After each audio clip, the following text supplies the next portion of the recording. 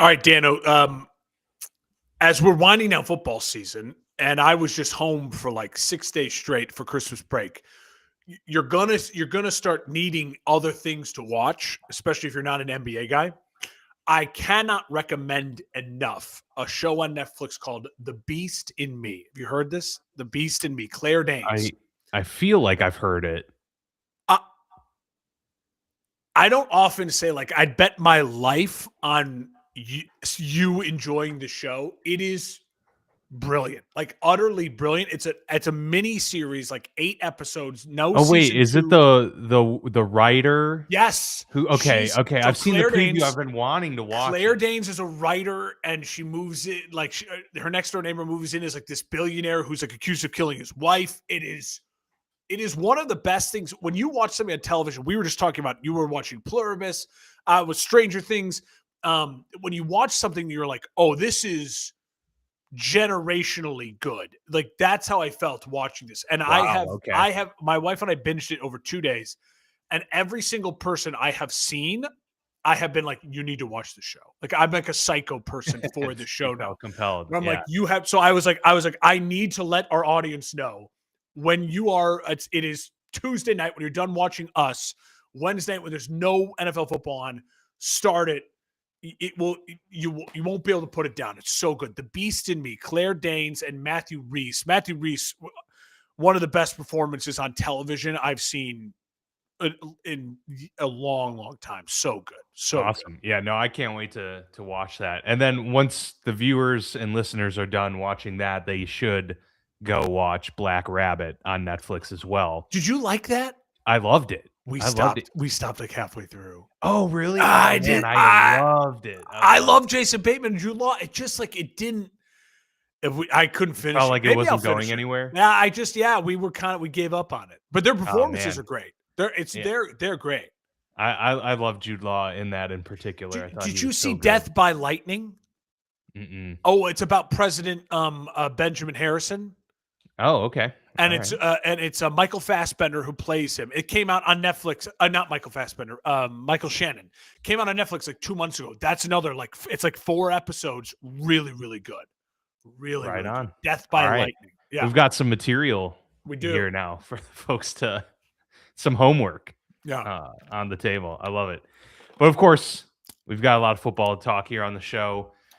A lot happened week 17. We now have much more clear playoff picture and some key matchups to look for in week 18. So we are looking ahead here in week 18 and the playoff predictions. So strap in. We've got a good one here.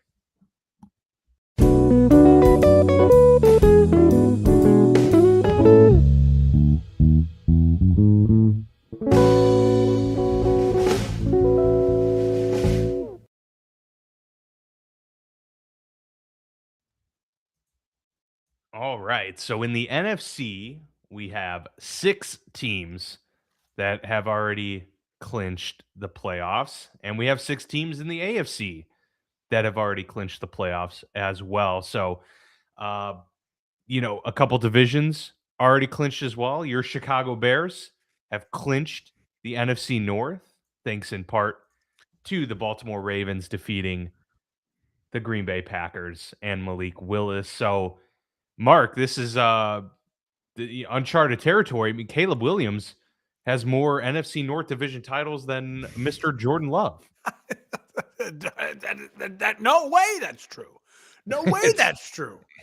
It's Jordan Love. It can't be. He's We're talking played- about the Jordan Love. He's paid $55 million a year. That's Green Bay Packers. Are you sure that stat is right? That can't be true. I'm positive. It I'm can't be positive. true. I know it is. I also heard a crazy rumor, and there's no way this is true, that the longest drought for an NFC title in the NFC North title in the NFC North is now the Green Bay Packers. Is that true?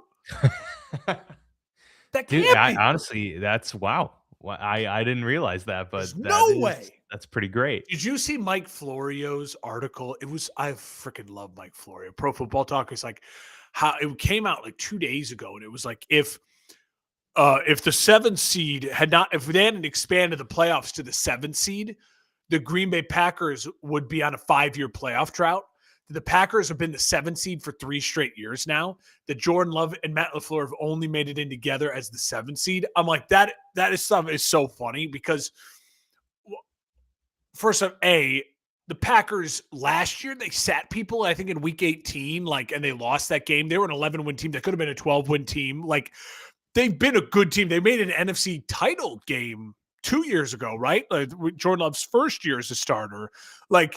So it's such a ridiculous thing to say, but it is factually true.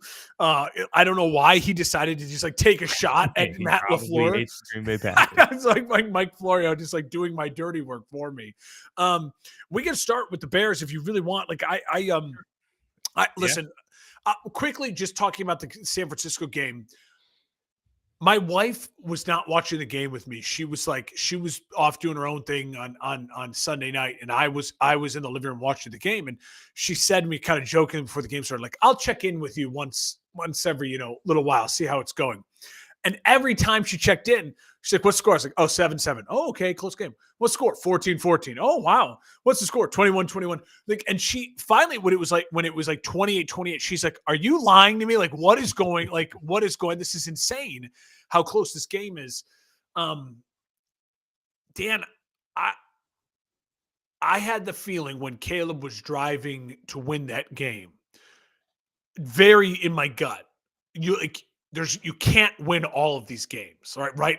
I just kept saying to myself, you just can't win them all. They've won them all, these fourth quarter comebacks, right? Yeah. I was like, you can't, it can't happen. And then I just kept saying to myself, I truly though believed, I have faith he can do it, though. It was such a weird feeling as a Bears fan to be in that moment. And when they lost, my wife and stepson, whatever was watching at the time, they came in for the, and mainly because I was screaming and yelling like a madman. And I remember my wife looking at me, "Are you mad? Are you sad?" I'm like, "No." I'm disappointed. I really wanted a chance of the 1 seed. Having the 1 seed is such an advantage in this expanded playoffs where only one team gets a bye in each conference. And then it's 2 home games and you're in the Super Bowl. Such an advantage. Obviously, really wanted to have a chance of that. But I looked at ours I can't, I'm not even upset. I'm not angry. I'm not upset because I'm a little disappointed, but I just watched my quarterback play like a top 5 quarterback in the NFL in this game and was in a shootout. And we were in a shootout, a legitimate shootout, because our offense is that good to be in a shootout on the road against a playoff team. And maybe the not one just seed. a playoff team, perhaps one of the best.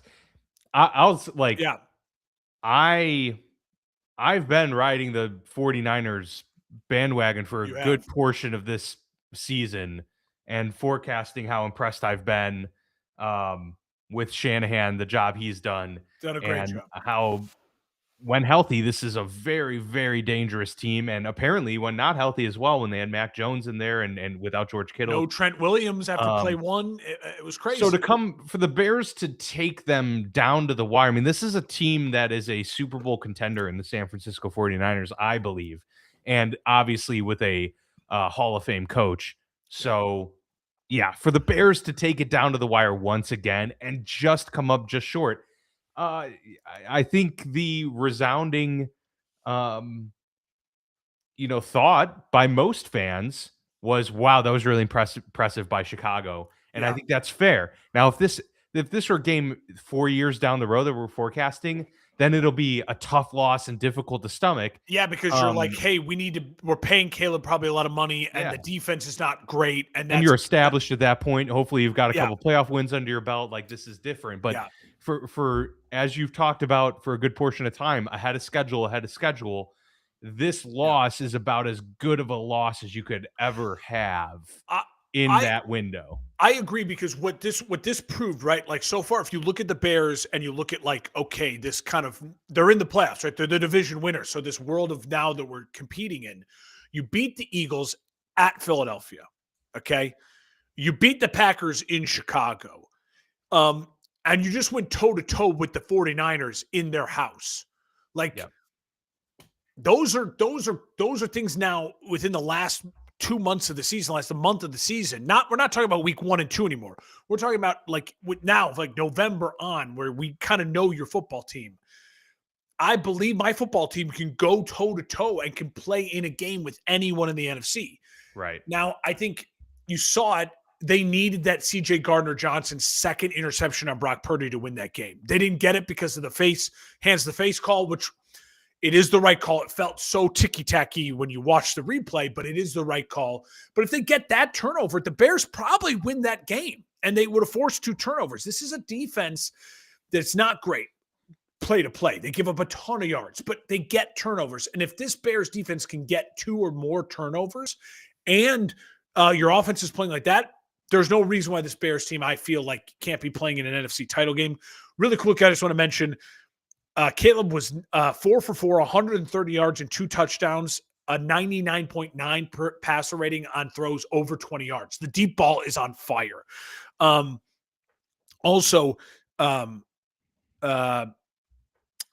For the Bears, as you look ahead now to week 18, they have a ton to play for. And I love that Ben Johnson has already said, we're playing our guys. We want to win. We want to get the 2 seed. I think that is absolutely the right strategy. I've already heard from Dan Campbell that they are going to play. Anyone who's healthy is going to play for the Lions. I love that for them too. This is a Lions team that is trying to rebuild momentum into next year. A very good football team is in Chicago. And Dan, well, you also don't want to play the Rams in round 1. It's not, do you? And I don't even think it's that. I think it's more the 2 seed is just that. Again, there's so much value in saying to yourself, more home field. If you win in that first round of the playoffs, you guarantee get yourself a second home playoff game. And then if there is an upset on the other side of the bracket, you're hosting the NFC Championship game. Like, that is such a valuable thing, as opposed to going to Philly, going to San Francisco, going to, Seattle, whatever it might be. And so I think it's absolutely the play. I know that means you're going to go, if you get the 2 seed, you're going to play the Green Bay Packers. I'm all for that challenge. You're going to have to beat these teams again to get to win a Super Bowl, to make an NFC title game.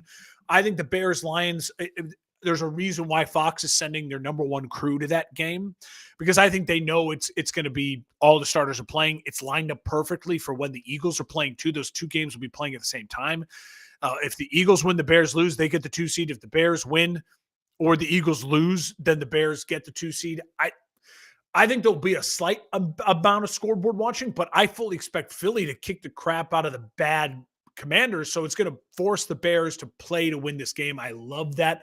I love that they're going to go into the playoffs, hopefully with momentum after a divisional win against Detroit at home, locking up the 2 seed. I can't wait for it. Would have loved to be competing for the 1 seed this weekend, but my vibes are really high. For sure, man. Absolutely. It's like it can't get too greedy at this stage, but Bears are playoff bound. It's pretty awesome, and they've been playing great. So they took back the North, Dan. They took back the North. As Ryan Poles said. On the flip side have put themselves in a great position for the 1 seed. That's huge for San Francisco. Home playoff advantage, a bye. The home advantage is obviously important regardless of team, but when you're on the West Coast, that's a little bit extra because now you don't have that crazy travel. You can now force some teams on the East Coast there to make that trip out west, and that can be a lot more taxing on a team. And so the 49ers set themselves up with, I believe, a win guarantees them the 1 seed. Yes, because they would beat Seattle. So yes, that game is a win in the 1 seed. They're the only 2 available to get the 1 seed left.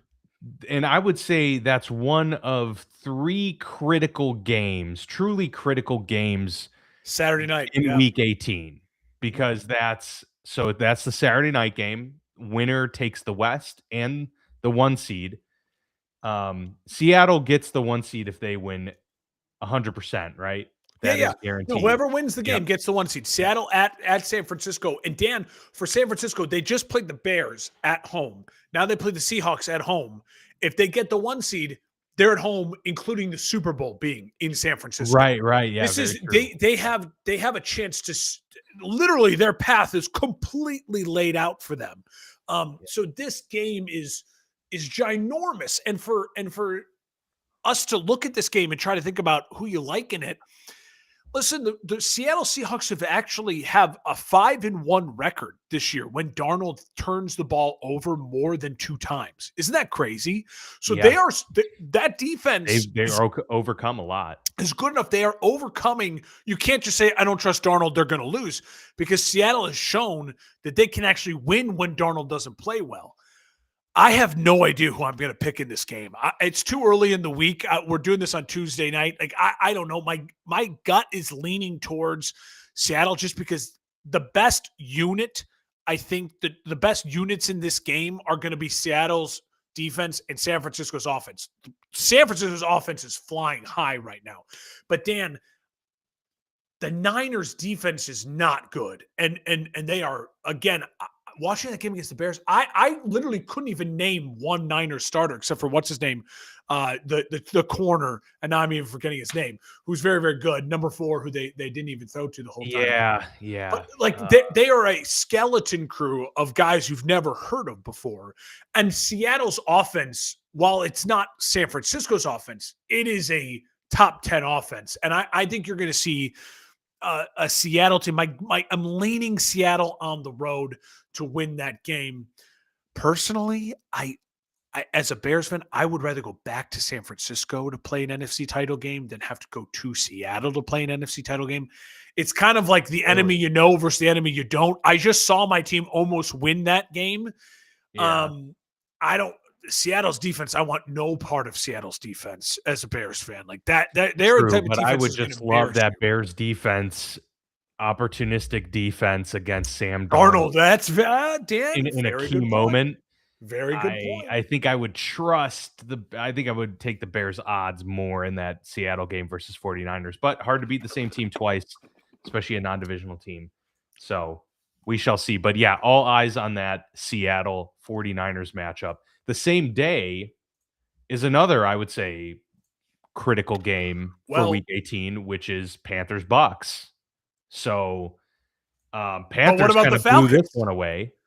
And the Atlanta Falcons, obviously, They've made this game less those critical. scenarios are really funny and weird because the Panthers could lose to the Bucks and still win the only division. if the Falcons then win against the Saints. Yeah. It's wild.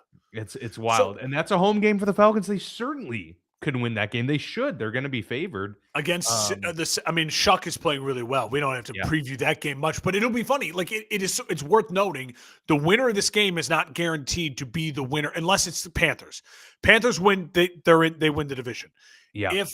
If the Bucks win, they need the Saints to win that football game, which would be electric. I don't know when the Saints Falcons play.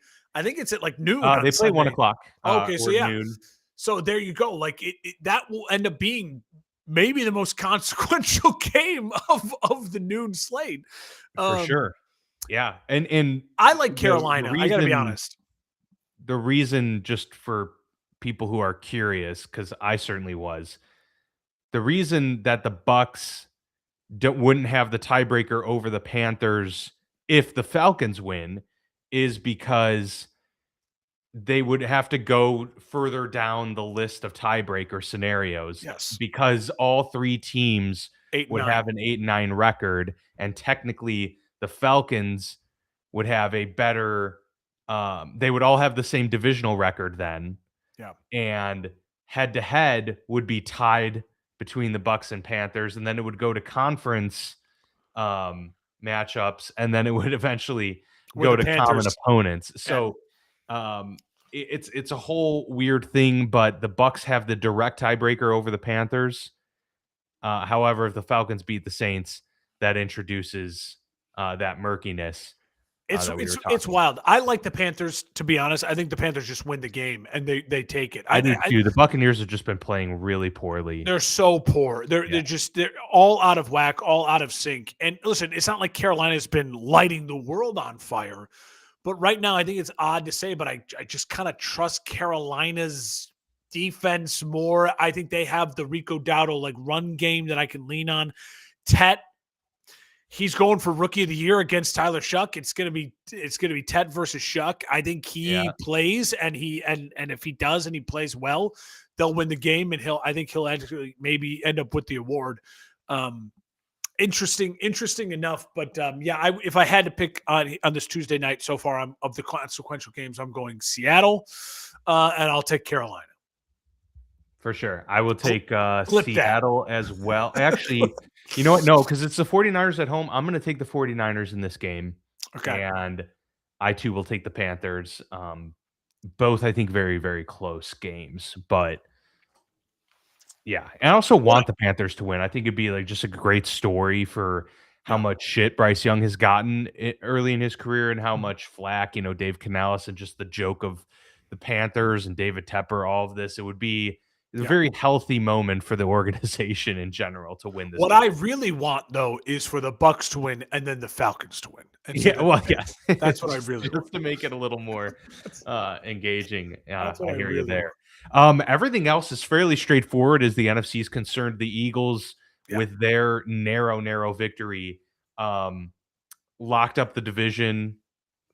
And so I'm pretty sure, are locked into the 3 seed. No, because if they win, if they win and the Bears lose, they will have a better record than Chicago, and they will get the 2 seed as well. So. Which is why they're both playing in the 3:00 window Central Time, 4:00 Eastern, and why I really think I think it's been announced from the Eagles and from the Bears, like, they're playing our guys. Like, we're going for it, because I think both organizations know just how valuable that is. So the Rams, because of their brutal loss to the Falcons last night, they are now out of the running for the division. They're out of the running for the 1 seed. They, of course, have the playoffs locked up already. It'll be interesting to see. I don't think they can get the 5. I think they're locked in. They're locked in 6. 2. Now, that may be wrong. There may be a weird world where if there's a tie or something, I don't know. But on the surface, it feels like I had that whole thing saved to about like, what's all the scenarios? I don't know. Yeah. Maybe you can look it up here really quickly. Well, I'm seeing the scenarios listed out on ESPN, but it's clinching scenarios and standings. They don't have the Rams listed here at all. So that might mean they are locked in the 6. Yeah. I'll just say this. The Rams have lost 3 of 5. They are kind of limping in right now. If Stafford isn't playing at his listen, I think Stafford should be the MVP. And all of a sudden now it's like, Drake May. This loss and these things show you that, like, Stafford's schedule that he's played against, and if he is not playing perfect football, the Rams are losing games right now. And that just goes to show you that I think he really is the most valuable player. Like, I don't know what this Rams team is like if you insert, average quarterback here, right? Now, I don't know. I don't know what that means for New England, but I think New England's schedule is it's such a soft schedule. And you look at what they've done, and they murdered people, right? Like, they've taken advantage of the soft schedule. Like, good for them. I just don't. There's nothing about this season to me in watching all the goes. Drake May was the most valuable player. Like, I don't see that at all. There's so too many I'm other hopeful components that people could point to as well. They can say it's Mike Vrabel. They could say it's the receiving core coming alive. Defense playing much better than expected. I'm hopeful that apparently the Rams are starting all their players. They're playing. I'm hopeful that Stafford has a really good game. They end on a high note, and it's like, hey, we respect what he's accomplished this year. He's been phenomenal. That said, I will say they have some issues right now. They could not stop Bijan Robinson to save their lives. I don't know what's up with that defense. And you do not want to be playing like that at this point in time in the season. Stafford obviously wasn't perfect last night. He's tied Brett Favre for the most career pick sixes, which is just such a fun stat. And then there was another pick six later, right? So so then he broke the record. So he did break the record. And so I'm not panicking from the Rams, but I will say this, Dan. I was thinking about this as I was driving home and prepping for the show. If you ask me as a Chicago Bears fan, like, okay, like want to play versus don't want to play, number one team is Green Bay. That you want to play? Number two, Okay. yeah, in the Yeah. playoffs. Number two, I think Philadelphia, because again, I've seen what I've done to Philadelphia, that game plan. And Jalen Hurts in the second half again struggling. I think the Rams might all of a sudden be third on that list, and that's Yeah. well, okay. I eliminate the NFC South because I'm not playing. The Bears will not play the Bucks or the Panthers in the playoffs because they would have to meet in the NFC title game for that to happen. And there's no way the Bucks and the Panthers are meeting the Bears in the NFC title game. Like, that is a 0% chance. So eliminating them, I think it would go Packers, Eagles, Rams. And that feels crazy to say because I think 3 weeks ago I would have said, no, the Rams are the number one team football. I want nothing to do with the Rams, and please someone bounce the Rams and I'll take my chances with anyone else. And so that's it. That just goes to show you this kind of last 3 games have just been it's been a for Los Angeles. Things can change really quickly in the NFL. That is for sure. Let's go ahead to the AFC. Let's do it. We've got 6 teams clinching a playoff berth already. That's the Broncos, Patriots, Jaguars, Texans, Bills, and Chargers. The only spot up for grabs is the 4 seed, and that is for the AFC North winner. So it's setting up for Steelers, Ravens, final game of the regular season to determine who goes to the playoffs. The Broncos have the best chance of the 1 seed. They just simply have to win, and they get the 1 seed. Meanwhile, you've got the New England Patriots lurking.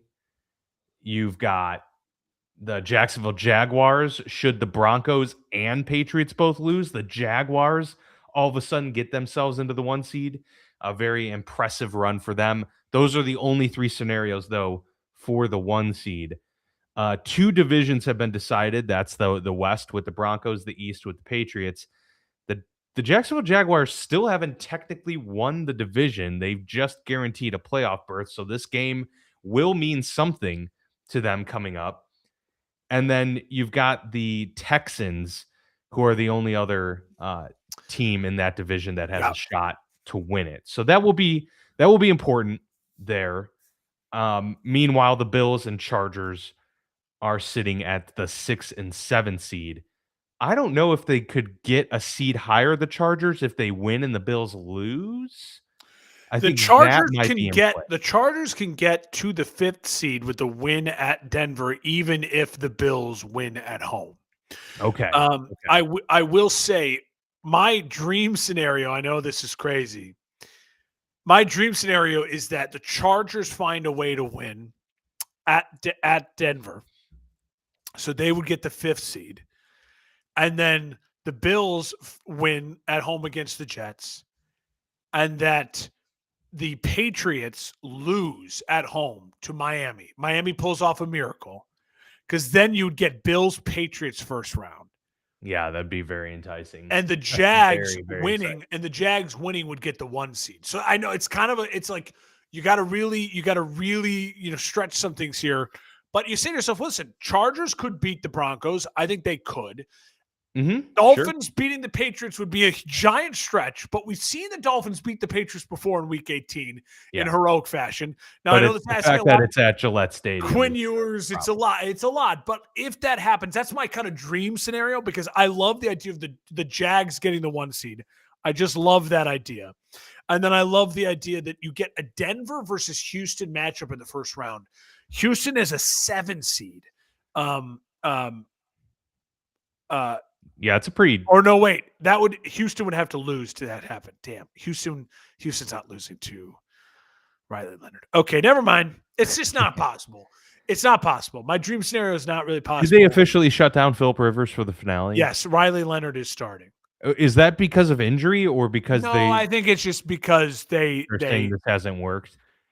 Well, I think it's just like let's not Phil, we really appreciate you, but like Riley's now healthy enough to go, and let's not get you killed here. In the Right, last, right. you know what I mean? I think it's a little bit of that. Yeah. Um, um, and it's like, okay, you're playing the Texans, the best defensive football. It's Right, like yeah. And you're not playing for anything. you're not Yeah. playing for anything. And I think it's a little bit too like, let's just see what Riley has at all. You know what I mean? Not Mhm. that the Colts need a quarterback. I mean, maybe they'll stay with Daniel Jones, whatever. So I think what's most likely to happen is that you get. Yeah, I'm going to say what's most likely to happen is I think the Chargers beat the Broncos. I'm going to take the Chargers this weekend. Yep. So they jump up to the 5 seed then in that situation, you're No, saying? because Even if the the Texans win? I have the Texans winning, the Chargers winning, and the Patriots winning. That means you would have New England as the 1 seed, and then you'd get Buffalo at Jags 7-2. Buffalo would be a 12-5 7 seed. Yeah. You have the Chargers 12-5 at Denver. So they play right again at Denver next week. I think that's awesome. And then you have the Texans at the Steelers or the Ravens. So let's talk Steelers Ravens. Yeah, let's absolutely do it. Let's So this was absolutely obviously do it. forecasting to happen for about a month now, shaping up to be a week 18 winner take all game. And then the Steelers were gifted a great scenario the last 2 weeks, really. Come off of the best win of the year and one of Tomlin's best road victories in quite some time to one of Tomlin's worst losses in quite some time to the 3-win Browns. So because of that loss, because the Ravens beat the Packers, that has set up the situation now where the Steelers and Ravens are playing in Pittsburgh for the division. I certainly don't have any confidence in Pittsburgh to win this game. I don't think I will take them to win this game at this point. But obviously, as we know, it's pretty much a coin flip game going into it. Anything could happen. But if last year's playoff game was any indication, where they got run on for 300 yards, Derrick Henry's coming off of a monster performance this past week. He's on a moving train now. He's rolling. Yeah. Lamar is almost certainly going to be playing. And the Steelers don't have DK Metcalf or now Darnell Washington, who just That got sucked. hurt. I just saw that news. He's out for the season with a broken arm. Yeah. So pretty bleak for Pittsburgh. I will say as well, the stat that's been talked about, I think it's pretty glaring. I'm curious your thoughts. So in the last 5 games that Pittsburgh has played an opponent that was 8 games or more below 500, I saw this. they've lost all 5 It's or insane. tied. They're That 0-4-1 in the last 5 games. And so put that in perspective again. That's teams that would be like 0-8 teams because it's like 8 games below 500. So think about that. This is teams that are 2-10. This is teams that are 0-8, 1-9.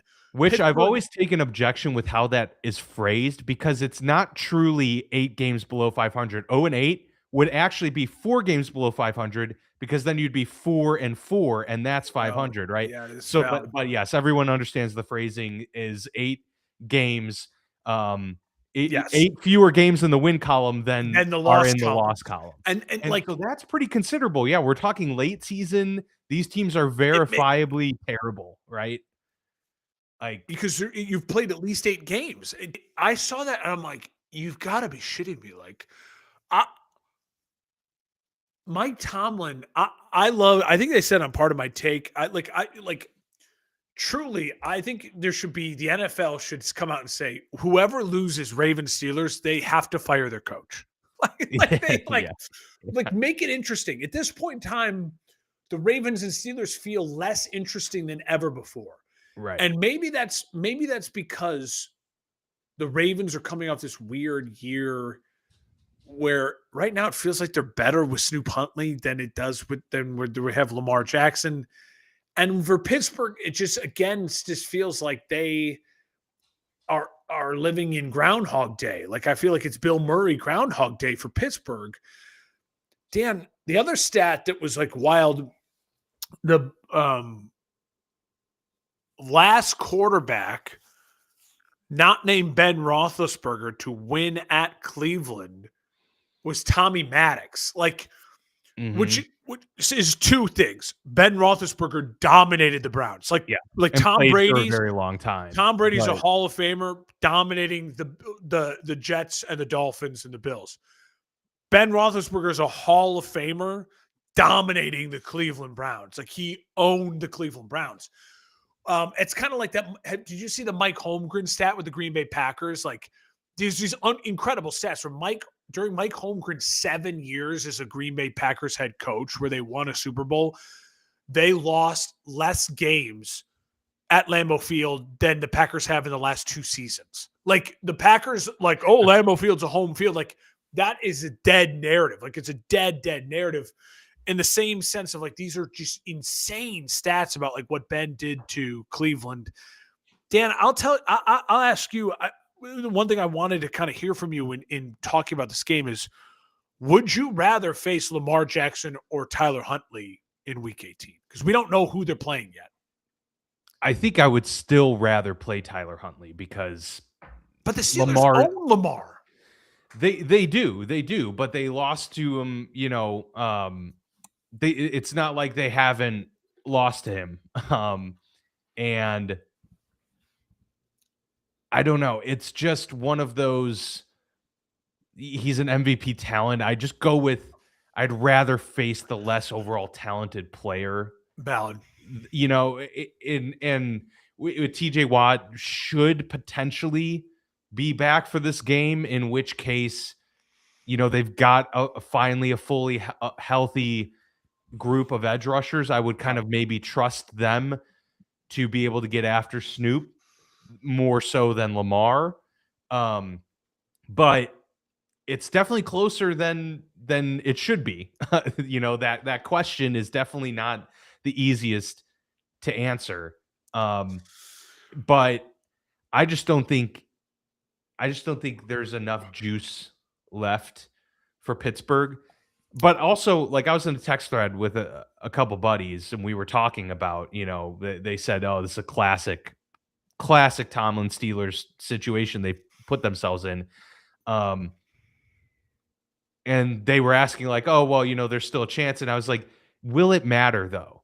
Like, sure, we know that Pittsburgh can go and win this game, of course. Like, what will that actually change about anything? They get an opportunity to get in the dance. Obviously, I'm going to root for that. I want them to have a chance, especially now that the draft difference is only going to be a slot or two anyway. Yeah. So I'd rather take them to win for sure. But this is who they are, like, not the Lions, the Steelers have played the Lions.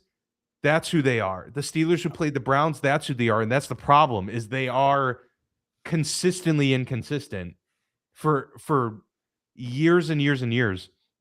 And I think the biggest problem, not that I don't want to make this all about, like, looking ahead to the future, and my thoughts on Tomlin at this point are pretty well documented.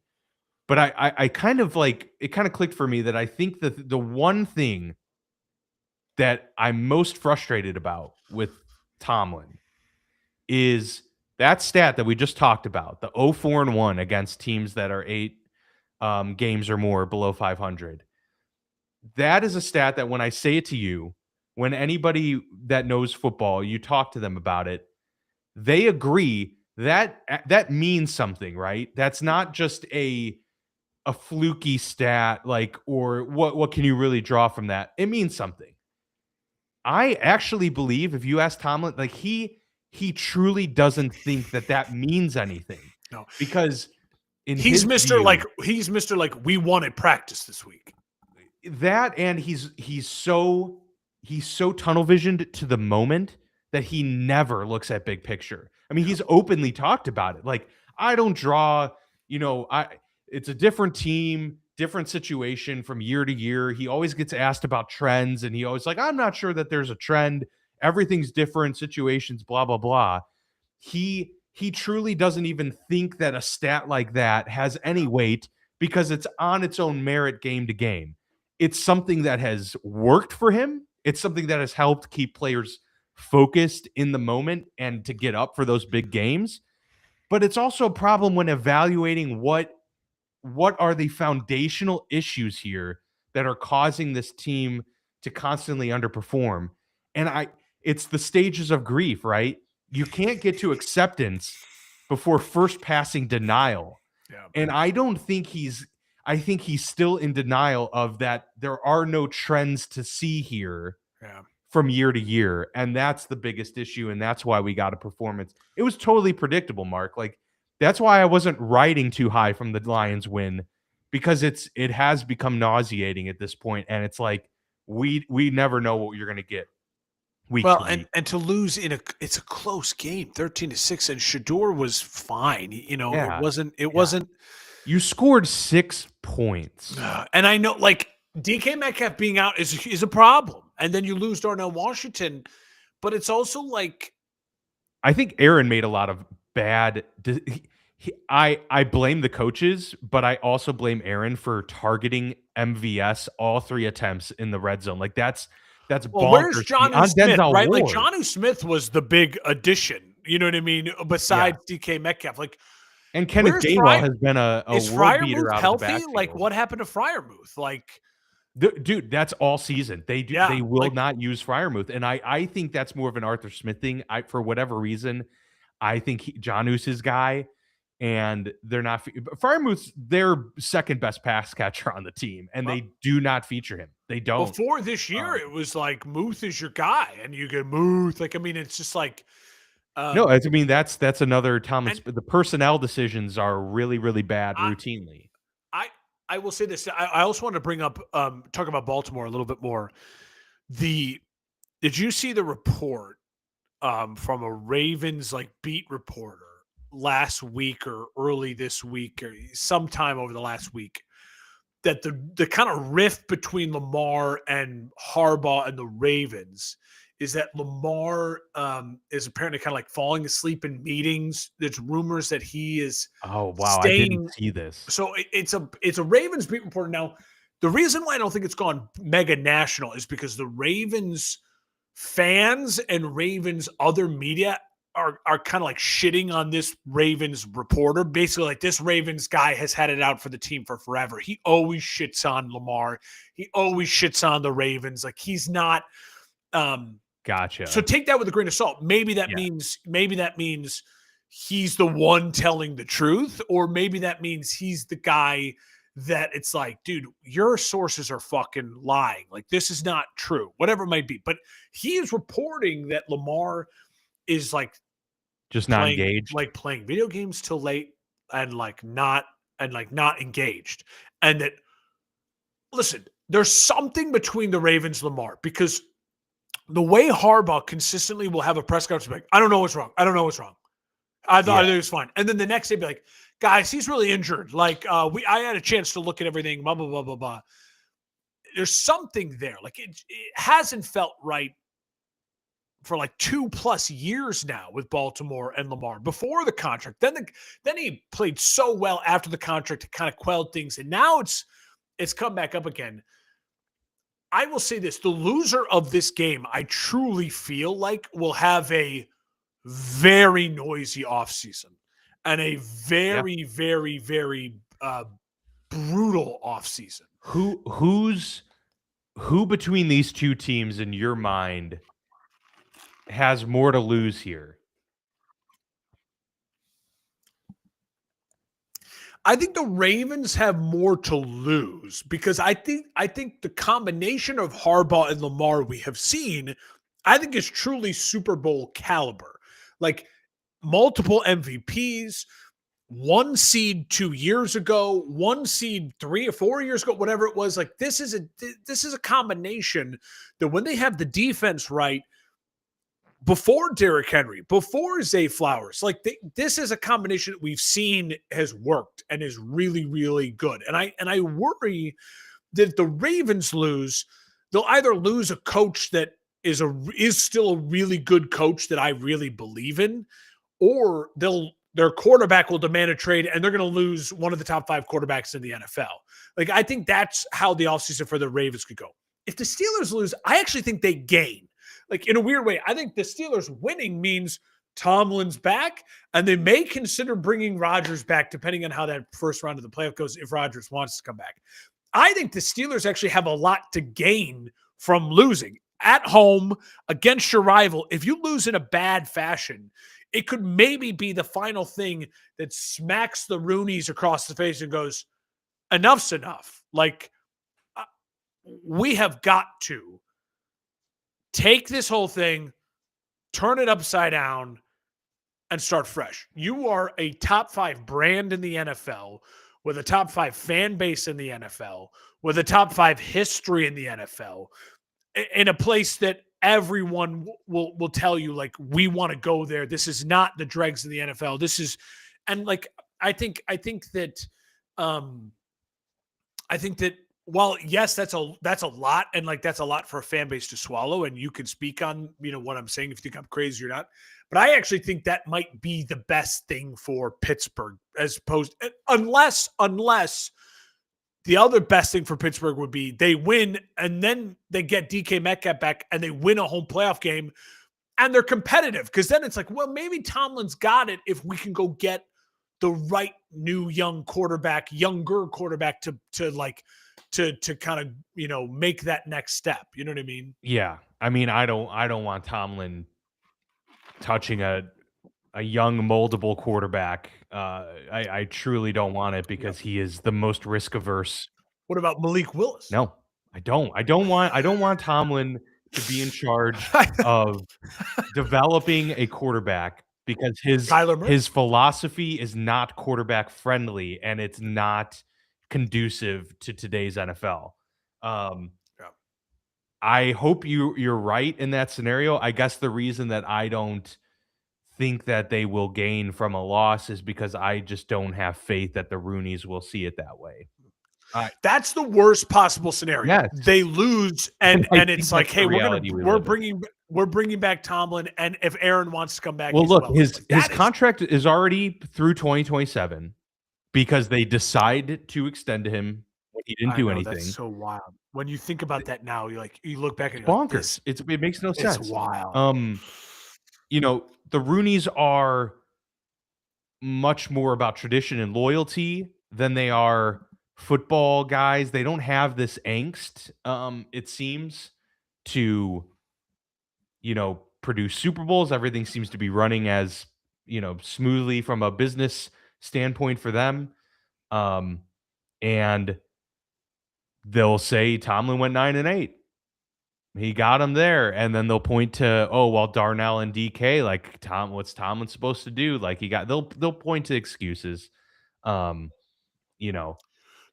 crazy thing is, whoever wins the game will 99% chance be hosting against the Texans. The Texans are gonna win against the Colts and Riley Leonard at home, and they're gonna get the 5th seed. So what's crazy is, as great as the Texans defense is, their offense has struggled and is not in prime condition.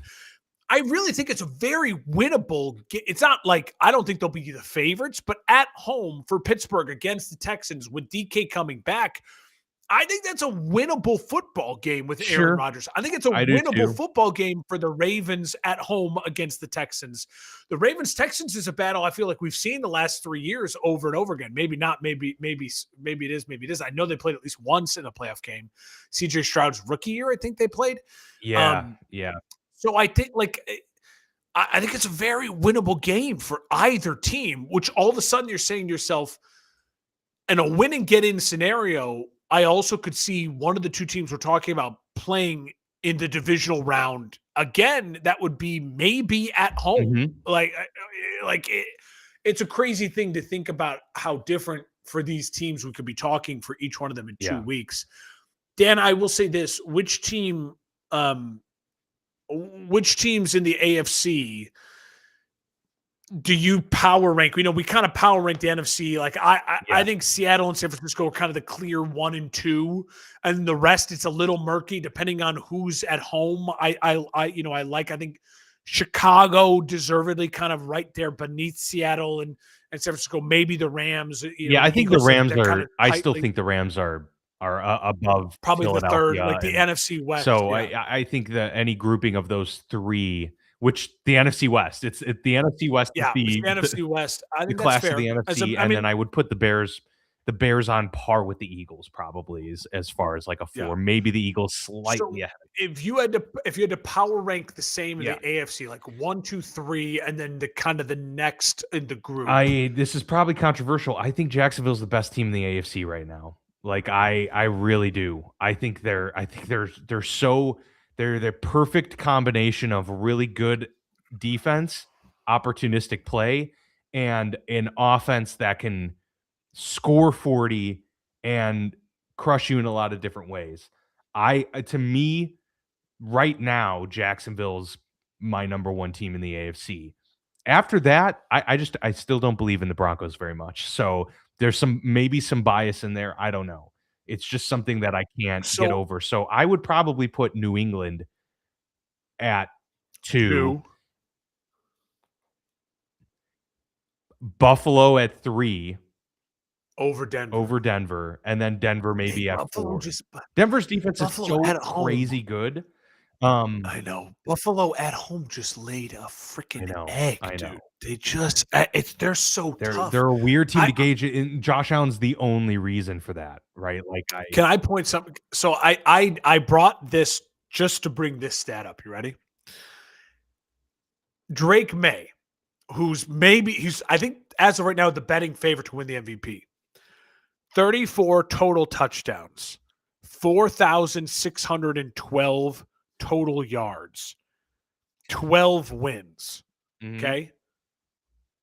Trevor Lawrence, one more total touchdown, 500 less total yards, same 12 wins. But listen to this.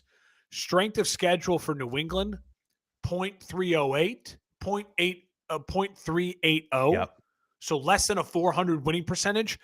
The Jags, 0.505. So over 500 winning. So the Jags have played a significantly harder schedule. And Trevor Lawrence's numbers are on par. Yeah. Right there with Drake May. Yeah. Right there. I'm with you. I think this morning Jacksonville is the best team in the AFC. I mean, it's crazy. It's crazy to think about even 5 weeks ago when we were cussing out. Remember, I pulled up the Trevor Lawrence sets. It was dink and dunk Trevor Lawrence, but then they make the trade. Brian Thomas Jr. comes back healthy. Parker Washington arrives, and now all of a sudden they have a very good wide receiver core. ETN is exploding, and again, it just feels like they feel like the Chicago Bears in the sense that in the first year, the generational quarterback, it was a slow build, and now that it's rolling, it's like, holy crap! Like holy crap! I don't love either I don't love the Jags defense. I think it's better than the Bears defense. They at least have Josh Hines Allen, who or Allen Hines, whatever it is.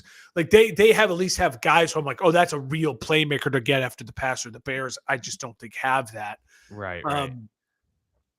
I would say I'm with you. I think I would put New England 2.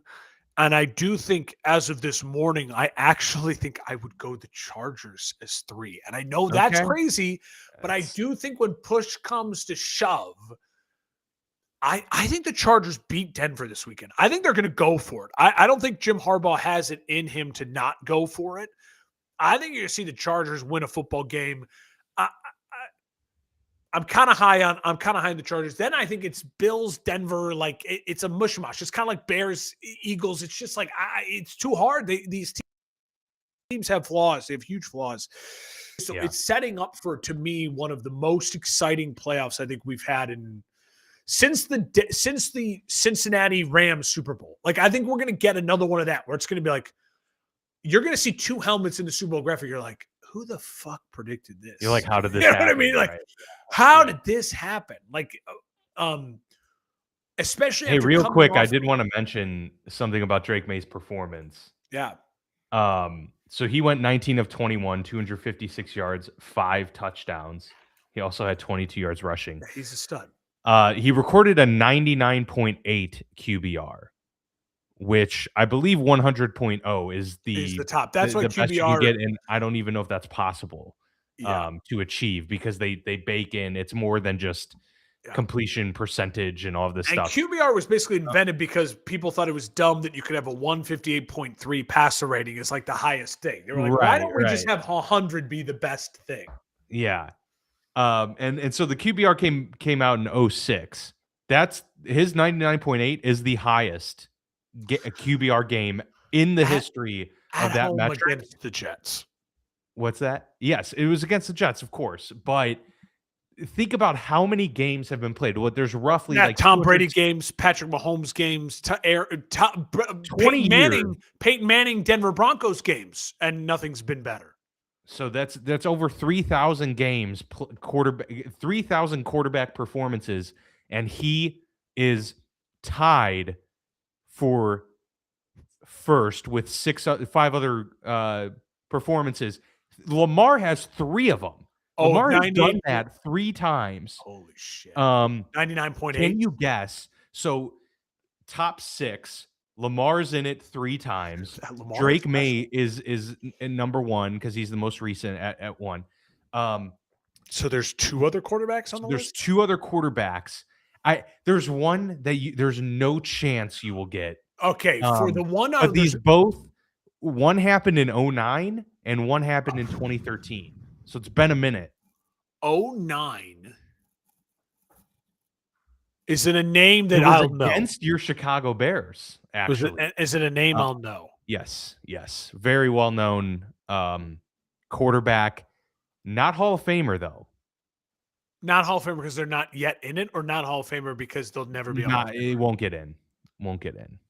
09 won't get in. Philip Rivers of his time, probably, but a little less. Tony Romo.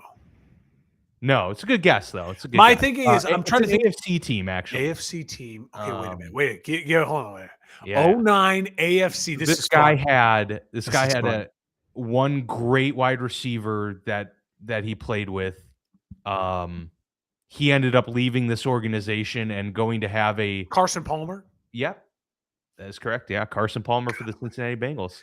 With AJ Green. And then number 4. Wait, give me this.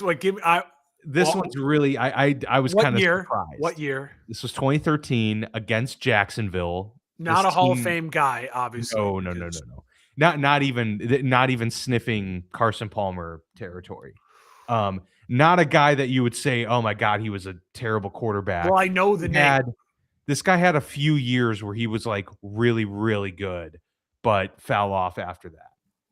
Well, I know the name, obviously. 100% you'll know the name. Definitely will know the name. It was against the Jags. Is it an AFC team or NFC team? NFC team against Jacksonville. The score was 42-10. Against Jacksonville. 2013 NFC team. Yeah. And this quarterback actually played in the Super Bowl. Colin Kaepernick. Yes, good. That's great. That gave it. Yeah. That gave it. Because I was like, wait, it was good. Played in a Super Bowl. Kaepernick, yeah, he had a run. And listen, part of that is, I think that's one of the things that you have to think about with that stat is running. I do think matters when you're talking about QBR. Like that's one of the things why they added in the running. Factor in that the whole performance, and that's why Lamar is on there a ton. And I do think that Lamar also has those games like Drake May's stat line was a very Lamar stat line. Like one incompletion, it's like 19 for 20, 5 touchdowns. Like that's a Lamar stat line where you're just like giant throw. Yeah.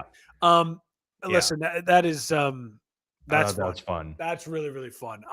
We have a great week 18, Dan. I'm pumped for it. I know you are as well. And this time next week is going to be so much fun to think about those first round matchups. To talk first round, wild card round. Really excited. I just wanted to recap who we have winning some of those key matchups. But finish your thought. I just want, and I get this goes right with it. I just want to make it known again.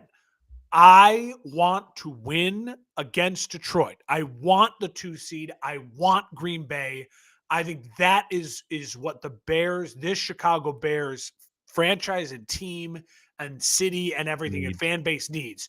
And let the dice roll as they do. You're gonna have to play good teams in the playoffs. I want the 2 seed for the potential of the 2 seed, not because I think Green Bay is the easiest team. I just think it's like the 2 seed is really important in as far as your long-term success in the playoffs. And listen, I if I'm gonna go to the Super Bowl, if I'm gonna make a run here, I want to beat Green Bay on that run. Like that sure. to me feels like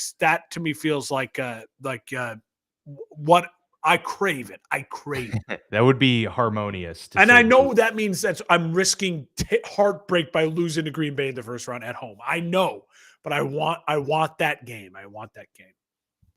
And I will say, if I did believe that the Rooneys would, in the face of a loss and a missed playoffs, hit the reset button and jumpstart this new era of Steelers, then I would hope for a loss here. 50-3 Ravens. 50-3.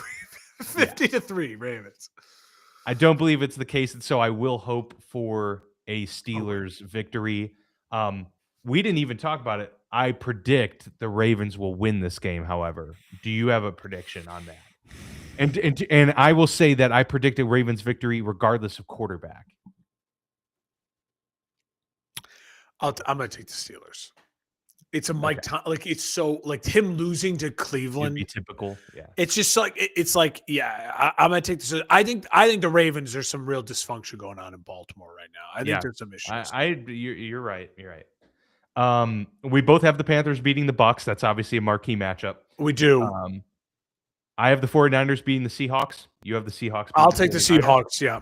And then what was the other matchup I was missing? I guess the only other things would be like Denver. We both think the Chargers will beat the Broncos. I agree. I'll take the Chargers. And then there was one other, I guess because Texans, Colts that should Texans, be Texans, Colts, Jags, Titans. Like Jags are going to win, so it's really going to force Texans are going to win. I don't think there's anything else real consequential there. Yeah. Patriots should win. Patriots should win against Miami. Yeah, they should. If they don't, then obviously things get interesting, and we may be talking about the 1 seed Jacksonville Jaguars. Potentially, that'd be wild. But this has been the Football Lounge with Mark and Dan, part of the For Frequency's Sake podcast network. We appreciate you being with us here all season long. One more regular season week to go, and we'll be talking playoffs next week.